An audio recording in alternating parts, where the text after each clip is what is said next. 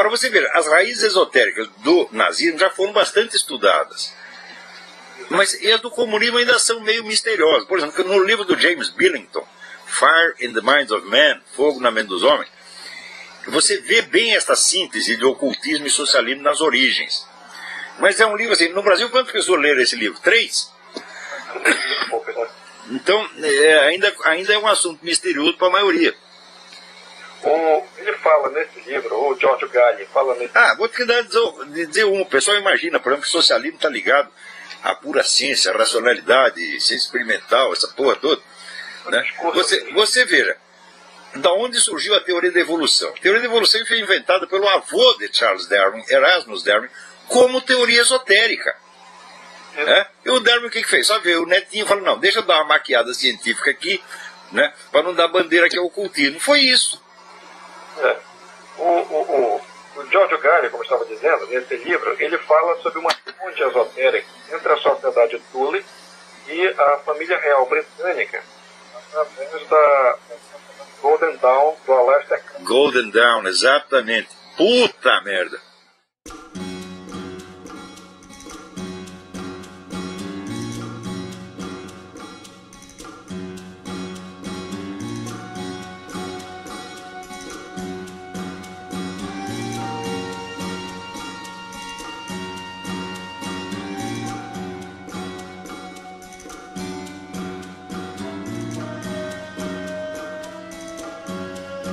Fritjof Capra é um físico teórico e escritor que desenvolve trabalho na promoção da educação ecológica.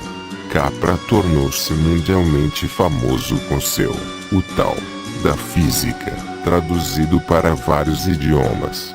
Nele, traça um paralelo entre a física moderna, relatividade, física quântica, física das partículas, e as filosofias e pensamentos orientais tradicionais, como o taoísta, de Lao Tse, o budismo, incluindo o Zen, e o hinduísmo, surgido nos anos 70. O Tal da Física busca os pontos comuns entre as abordagens oriental e ocidental da realidade.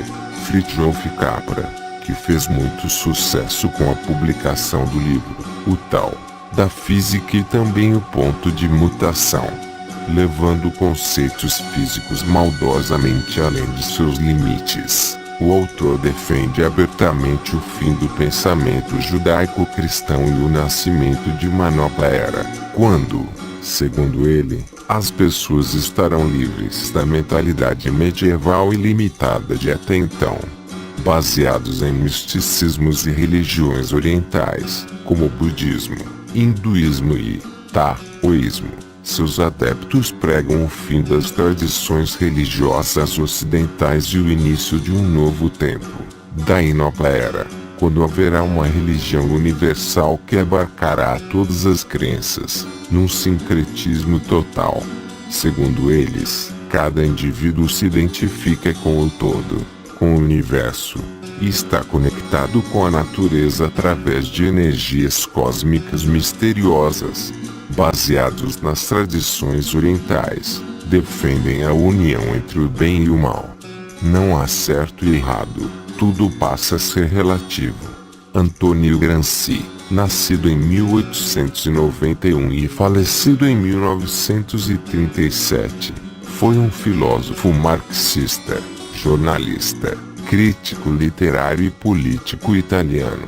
Escreveu sobre teoria política, sociologia, antropologia e linguística.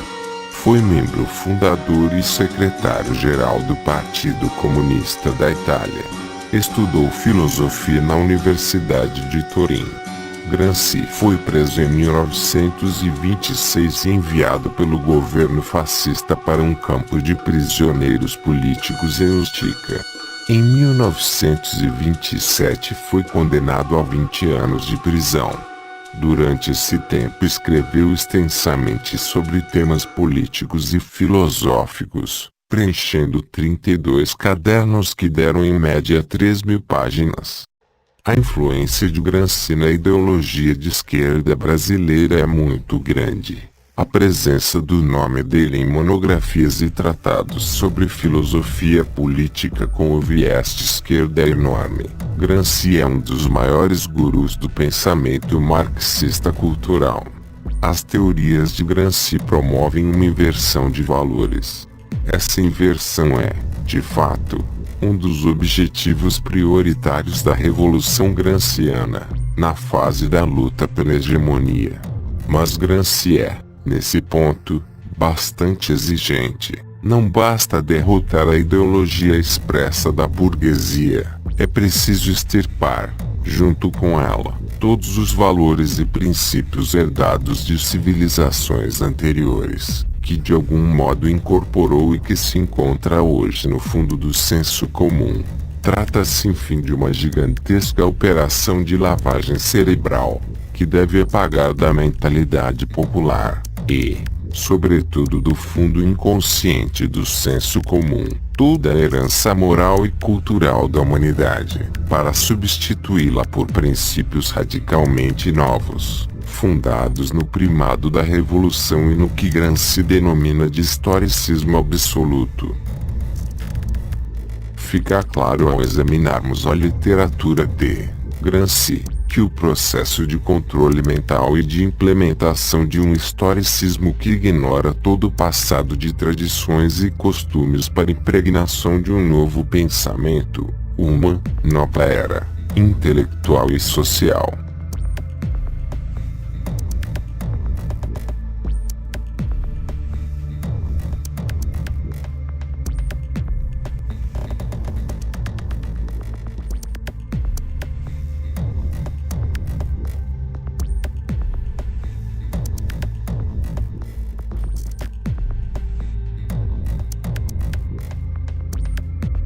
Em 1823, um professor alemão de filosofia chamado Hegel criou um conceito filosófico, conhecido como dialética hegeliana, ou princípio hegeliano.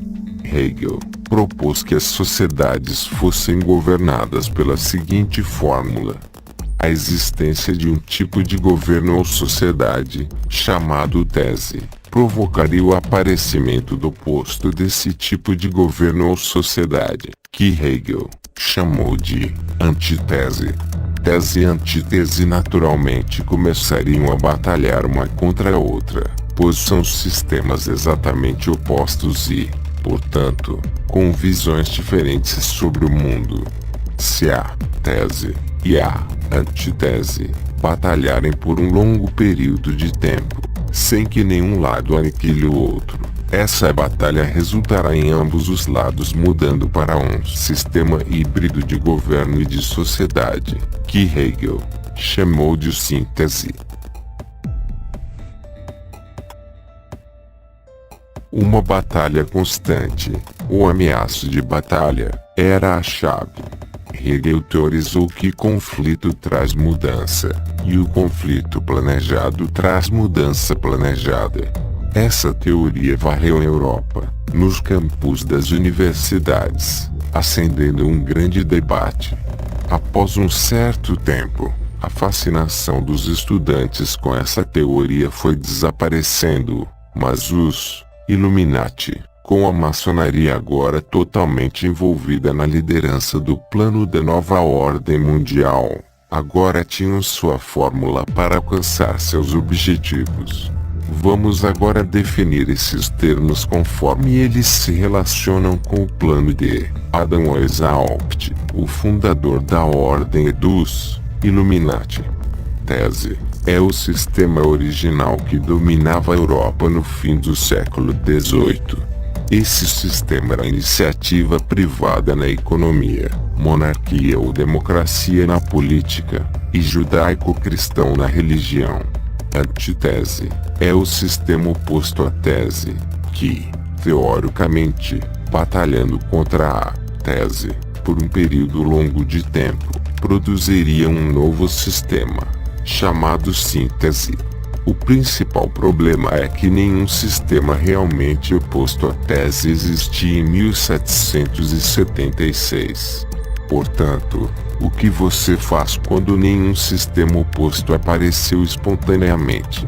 Se eu estivesse incumbido de executar o plano da nova ordem mundial, e acreditasse na teoria de Hegel, suponho que procuraria criar um sistema exatamente oposto à tese.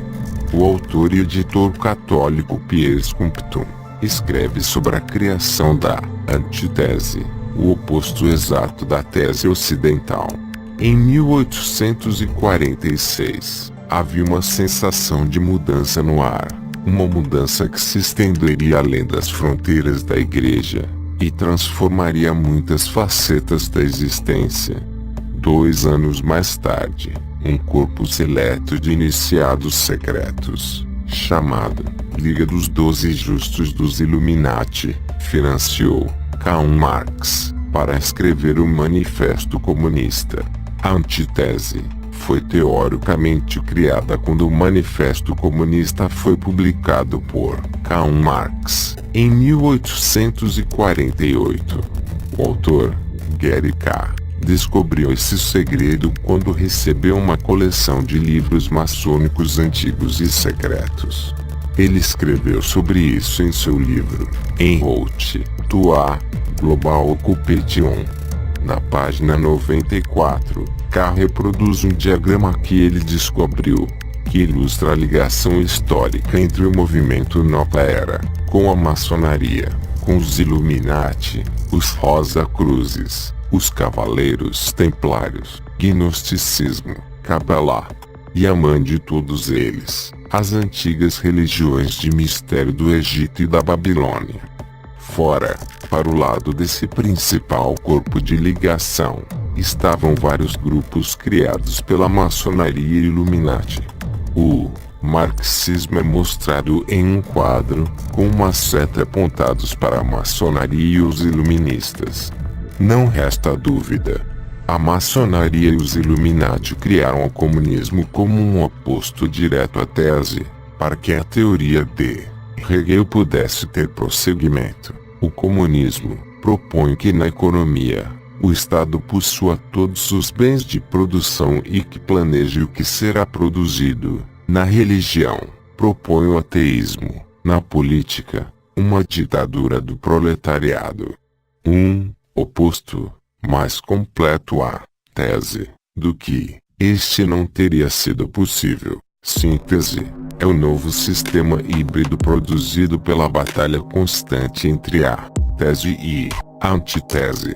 A síntese está planejada para ser fascista na economia, em que os meios de produção e a distribuição dos produtos estão nas mãos de iniciativa privada, mas o governo determina quanto é produzido e quantas empresas podem produzir o mesmo tipo de produto.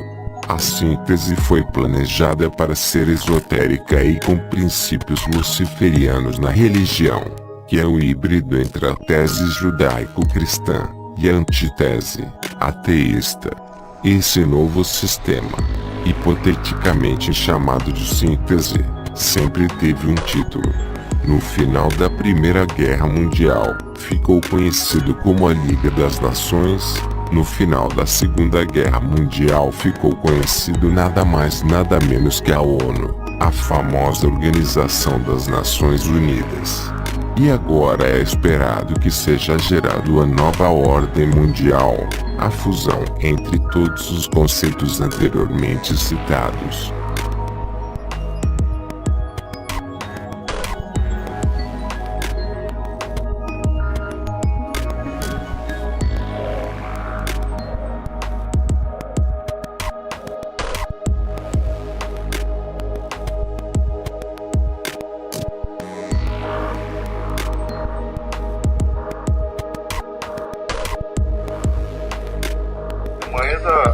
Por que você acha que essa putada, né, metacapitalista daqui, os Rockefeller, Kuhn Loeb, Morgan, tudo encheu de dinheiro os nazistas? Por que você acha?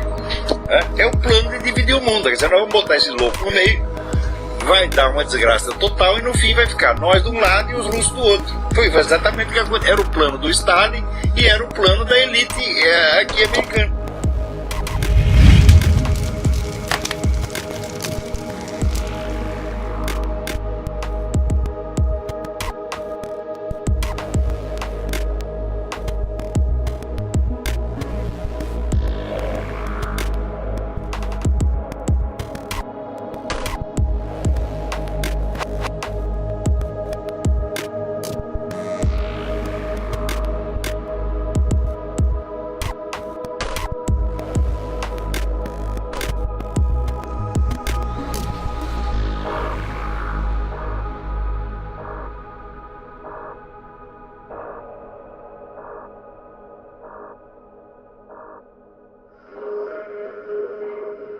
Para finalizar, vemos que o conceito comunista de revolução cultural e o misticismo nova-eriano não são tão diferentes assim, pois adendam entre si alguns conceitos como: o homem vai se dar conta de seus poderes sobrenaturais, e sabe no fim, que não há nenhum Deus fora de si mesmo.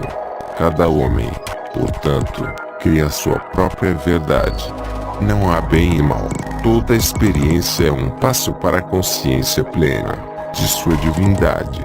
O universo é um ser único e vivo, em evolução, ao pleno conhecimento de si, e o homem é a manifestação de sua autoconsciência. A natureza também é parte do único ser cósmico e, portanto, também participa de sua divindade. Tudo é Deus e Deus está em tudo. O Deus da nova era é o próprio homem, que está além do bem e do mal.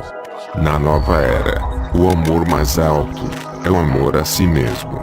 Faça o que tu queres é o lema oficial da Ordem do Templo Orientis,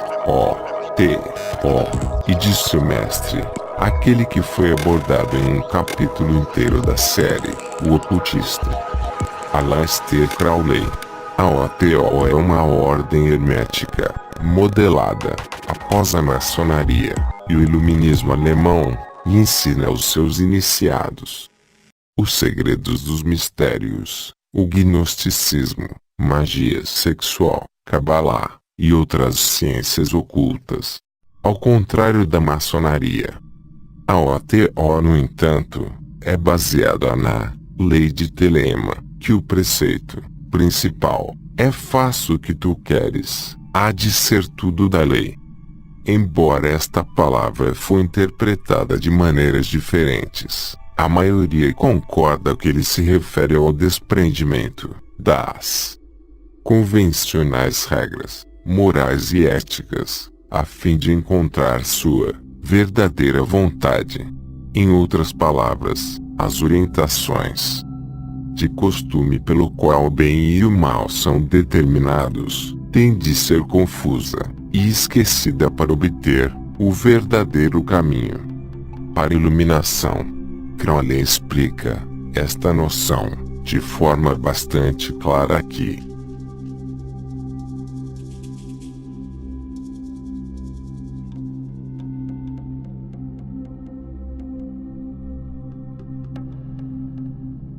Aleister Crowley também foi membro da seita Golden Dawn, que tem raízes em vários segmentos esotéricos, e hoje é bastante valorizada pela Ordem Rosacruz, que segundo alguns a Golden Dawn é um filamento surgido da mesma. A Golden Dawn também está na mídia através de várias celebridades, entre aspas, sendo propagada através de simbolismo ou até mesmo ideologicamente, por meio da tão conhecida lei de Telema. Este é um dos motivos pelo mundo estar virado de ponta cabeça e coisas abomináveis serem reverenciadas como as coisas mais belas já criadas.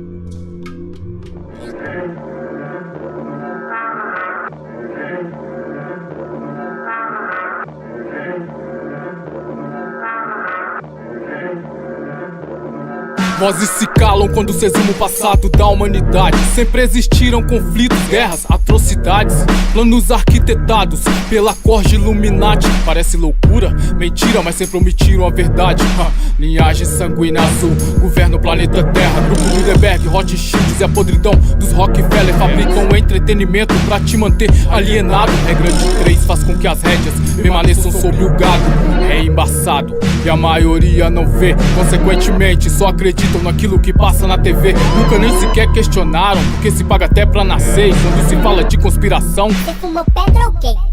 Controlados pela mídia, a mente não raciocina. Suas realidades consistem em se concentrarem na rotina.